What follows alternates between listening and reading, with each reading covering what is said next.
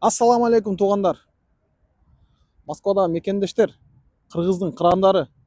Сілердің алдыңарда Hyundai Getz шығарылған жылы 2003 1.3 автомат коробкада туғандар.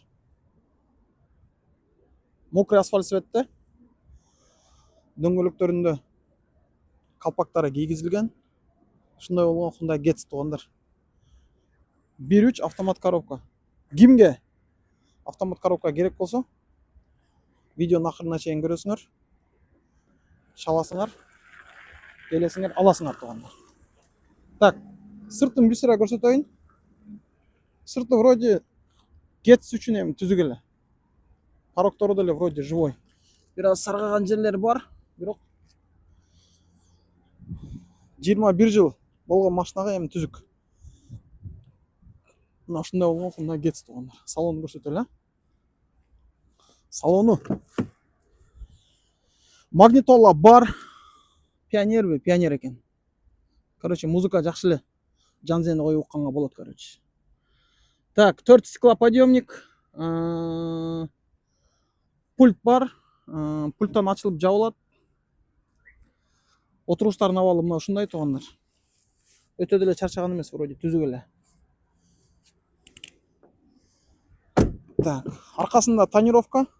Арканкы отуруштардын абалы мына ушундай туғандар. Түзүк эле. Biraz кирдеп калыптыр, химчистка кылып коюш керек да. Так. Туғандар, ушундай болгон Hyundai Getz автомат коробкада. Мындай келинчекке алып берем десеңер, эжеңерге, карындашыңарга, апаңарга алып берем десеңер, түзүк эле машина. Мотор, коробка, ходовка, техника жагында айып жок, бирокчу. Жүрүш турушу жакшы. Дөңгөлөктөрү жайкы. Алдыңкы дөңгөлөгү чарчап калыптыр. Арканкысында biraz бар.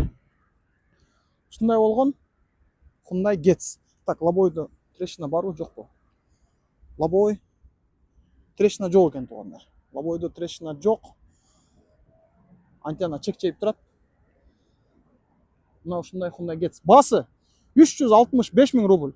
Жакшы эле баа болсо керек. Кымбатпы, арзанбы, эми өзүңөр караштырып көрөсүңөр. Анан кымбатыраак болуп атса, келип баалашып, балким түшүрсө болот туғандар. Кимге Getz керек болгон болсо, автомат коробка. Живой эле Getz экен. Басы деле түзүк эле. Кайырласыңар. Ассаламу алейкум туғандар.